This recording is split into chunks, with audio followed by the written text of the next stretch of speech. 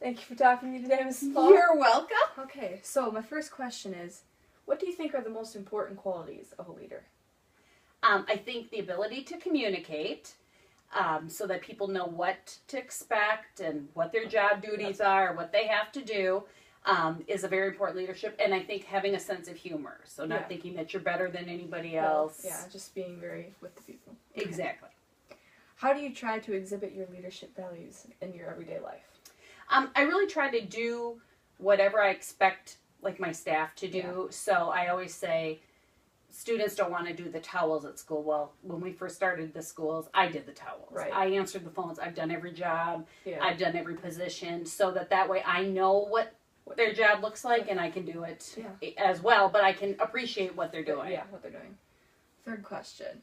What would you say is your mission as a leader?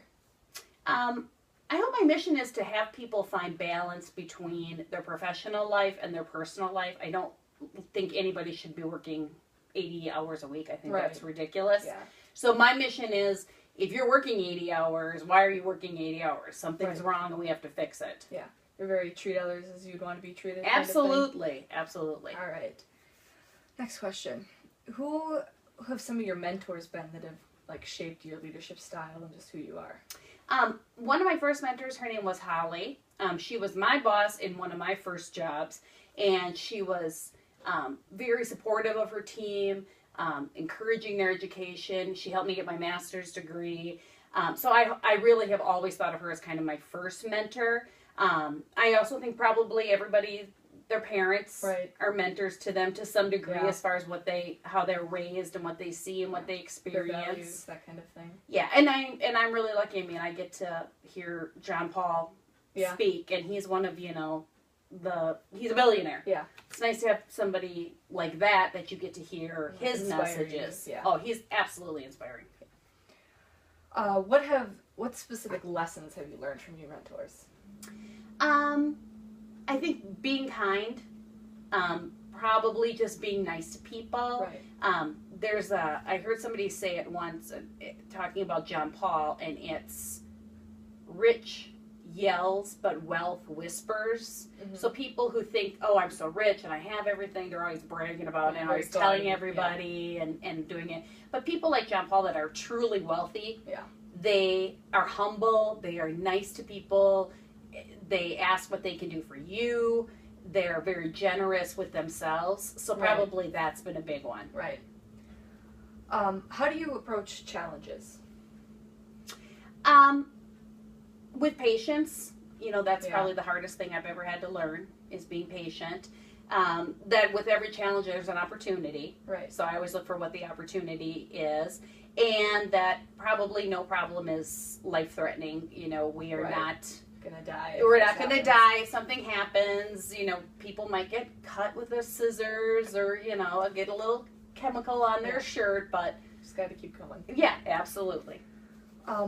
So you mentioned opportunities. So what opportunities do you think that have stood out to you that kind of defined who you are and what your leadership is like?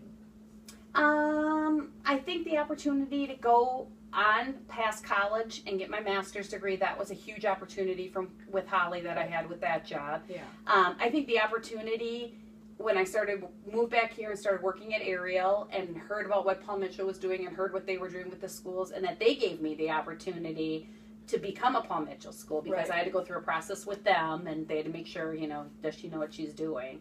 So now we get the opportunity to expand, to grow because of those initial kind of relationships. Right.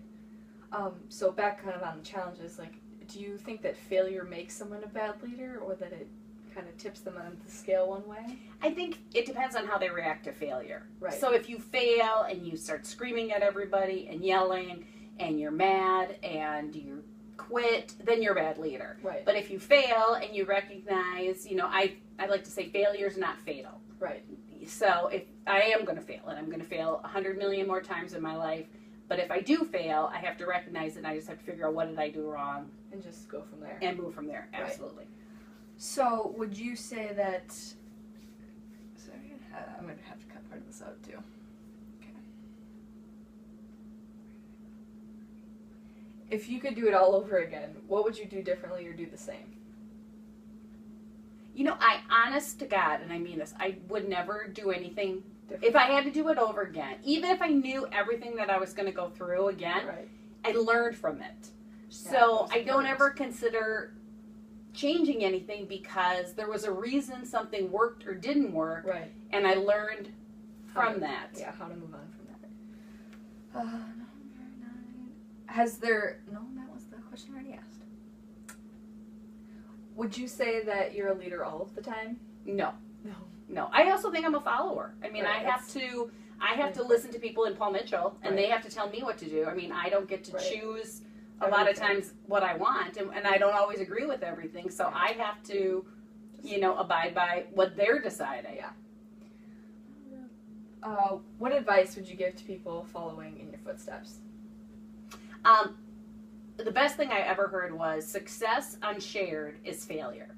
So no matter what, if you're leading and you're being successful, you need to share that. And whether it's sharing it by giving information to other people, supporting events, helping somebody else out, mentoring somebody else yourself, if you're going to truly be a leader, and when you're successful, share that success with everybody else. Right. So just, you know, final, to conclude, just Yeah. kind of being like humble and just, you know, making sure you're at the same level with everyone else, so that.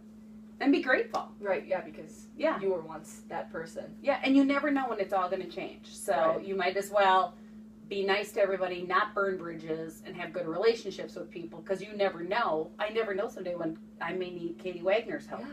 And Exactly. so I helped her with her interview. She might help me someday. You never know. All right. Well, thank you for talking to me today. You are welcome. Thanks. All right. Yep. Oh man, this kid's killing me. She's hacking on these videos.